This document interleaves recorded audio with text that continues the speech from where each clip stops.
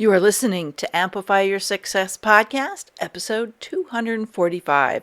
And today I'm talking about 3 boss moves that are going to catapult your business and help you scale as an entrepreneur or online business owner. You ready for this? Let's get started. Welcome to the Amplify Your Success Podcast. Get ready to ramp up your revenue, amplify your impact, and make your mark in the world. This is the show for experts, thought leaders, and service professionals who want to shatter their limits and achieve that next level. You're going to find out from other experts and influencers how they made it. Now, let's get amplified. Hey there, inspired entrepreneurs and business leaders. It's your host, Melanie Benson, authority amplifier for expert-based business owners.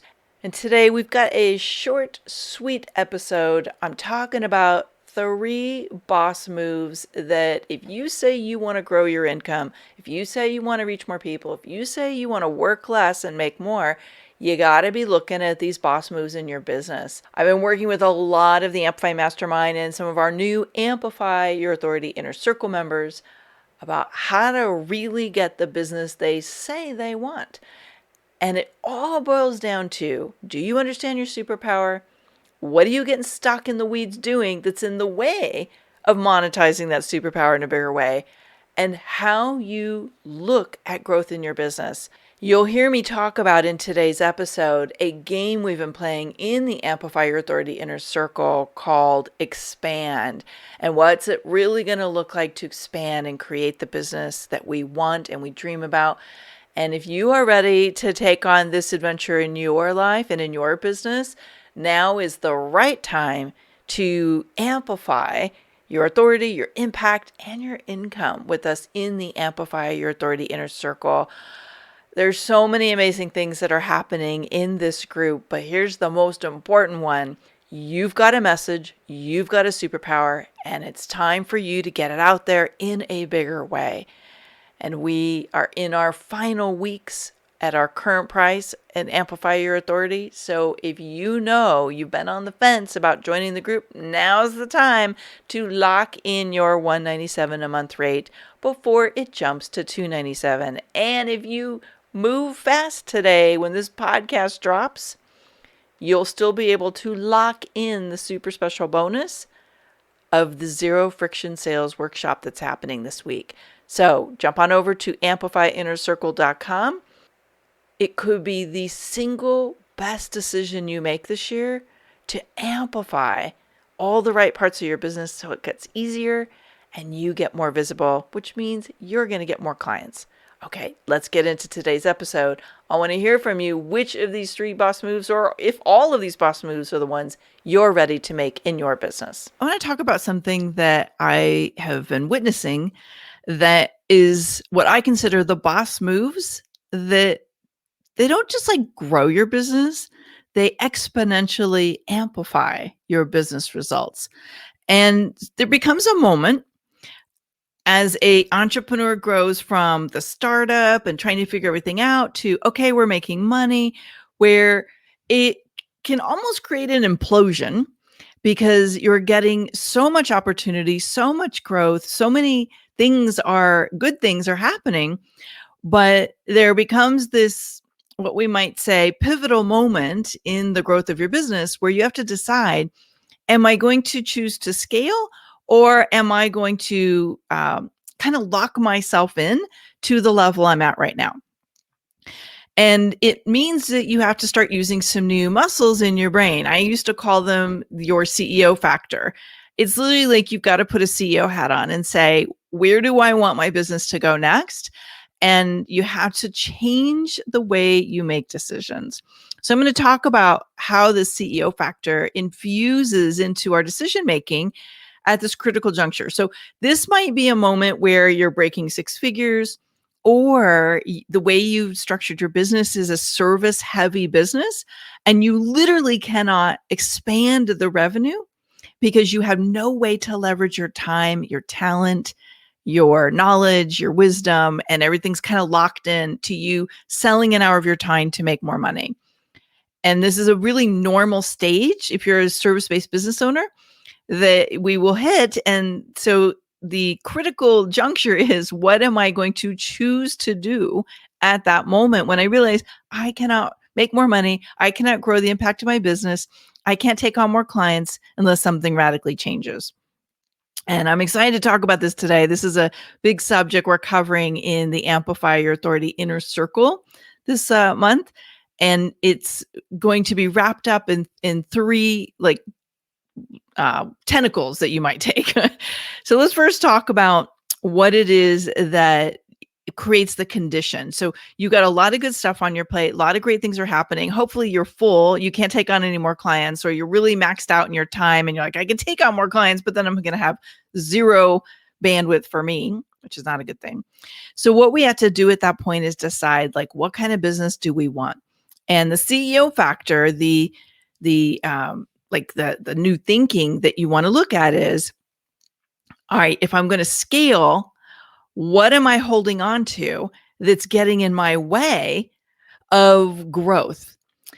So this is a very personal decision, and a lot of it's going to be tied back to what I call your business superpower, and that is the thing that you do so well that typically only you can do it. But when you are setting yourself up to scale and you really want to exponentially grow the revenue, you want to grow the business, this is a challenge point. And this is something that I often have to push on my clients a little bit, because what you think you can get off your plate is not always the opportunity of what you can get off your plate. And you will hold on to tasks and activities and roles in your business far too long, get yourself massively overwhelmed, because your scared brain, the fear brain, will you will rationalize and convince yourself that you can't get certain things off your plate because it depends on your unique ability to get it done. And this will become a bottleneck. So CEO factor, like the CEO thinking is, if I was a multi-million-dollar business, even if you're not, and that's not important to you, that's not the point here. If I was a $1 million business, multi-million-dollar business, would I be doing this task? Chances are no. So then we have to start challenging ourselves a little bit and say, all right, so if I had to get myself out of this, what am I going to do with it? Am I going to delete it? Am I going to delegate it? Am I going to defer it? Meaning, like, we're going to come back to it later when we have more bandwidth. Like, what are you going to do with that? So you want to start looking at really mission critical activities and say, am I the only one that can really do this? Or am I convincing myself that I can do it? Now, I've personally been looking at this, and my criteria is around, is it my superpower? Is it something I do really, really well? And the result in the business depends on me being able to do it. Or is it something I'm holding on to out of convenience, out of fear, out of, maybe like not knowing how to get it off my plate, and challenging myself and saying, look, if we want to grow to that next level again, how do we get this off my plate? Because otherwise what happens, and I know this happens for me, and I'm wondering if it happens for you, is I get in the weeds. I'm so in the trenches of the day-to-day and problem solving, putting out fires, that I don't have the mental bandwidth for growth. And what I found is, if you are stuck in that space where you spend a lot of time in the weeds, it's very hard to think big. It's very hard to put on the creativity and the expansive thinking. You get very bogged down in, well, how are we going to pull that off? And you don't have to know how. You just have to decide that you want it off your plate. So the most important decision you make is this a role or activity that I must keep? And there will be some that you should keep. Is it your business superpower? If not, start challenging yourself. All right, so how am I going to get it off my plate? Am I willing to delegate it?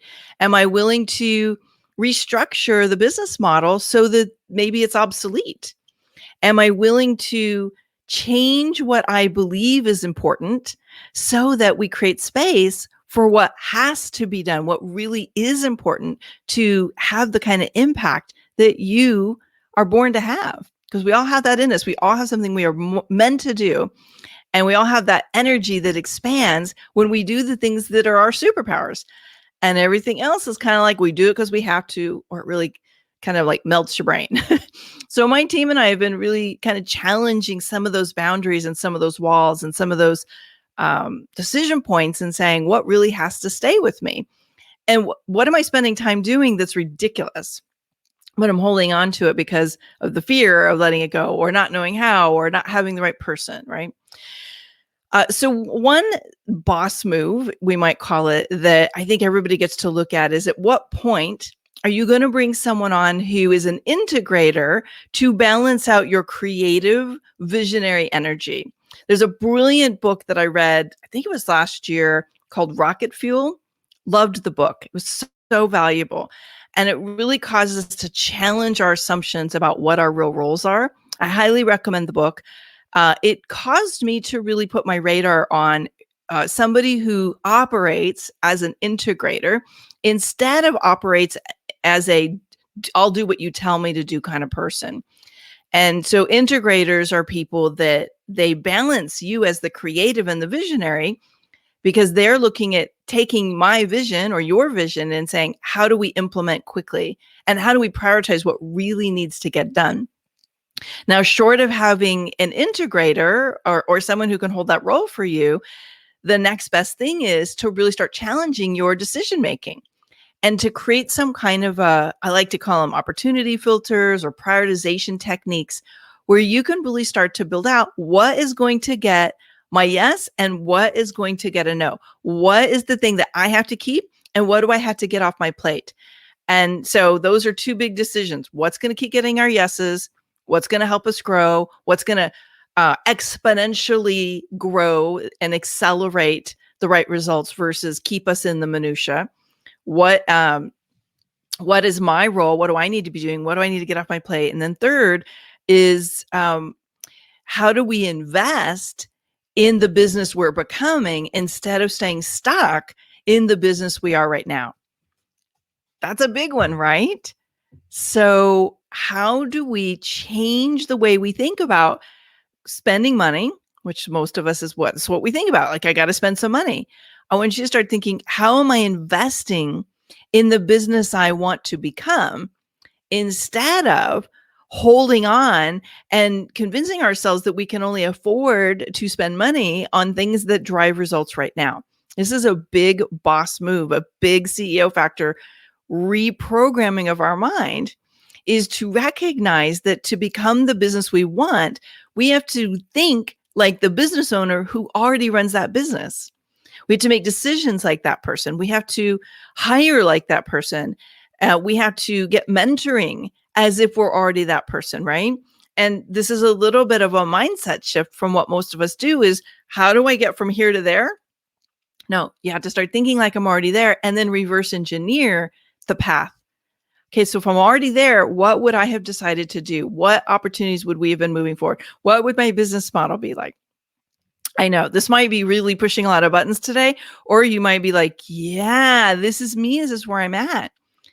Okay, we can default into being a bottleneck to our business growth when we try to run our business as the entrepreneur who started it versus the business owner, the business leader, and the authority that our business is becoming.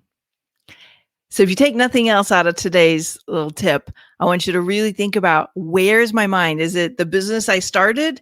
Is it the business I'm in today? Or is it the business I'm becoming? That's a big boss move right there. That's a huge shift in your thinking, infusing CEO thinking that will really transform how you can grow your business this year. Okay, so these are just a few of the tips. We are playing a game in the Amplify Mastermind and Amplify Inner Circle over the next few months called How Do I Become the Person That Has a Multi-million-dollar Business or has a greater reach or whatever the goal is, instead of making decisions from where we are right now. And it's been huge to watch the shift. So I wanted to bring a little taste of that to you and see what you do with it. All right, I'd love to hear, how do you infuse CEO thinking into your business? And was there a tip that we covered today that you can use right away? Tell me about it, okay? All right, we'll be back next week. Bye for now. Thanks for tuning in today, Amplifier. Be sure to join us right now in the Amplify Your Authority community at authorityamplifiers.com, and I'll share my 7 proven tips to be a highly paid expert that stands out in a crowded market.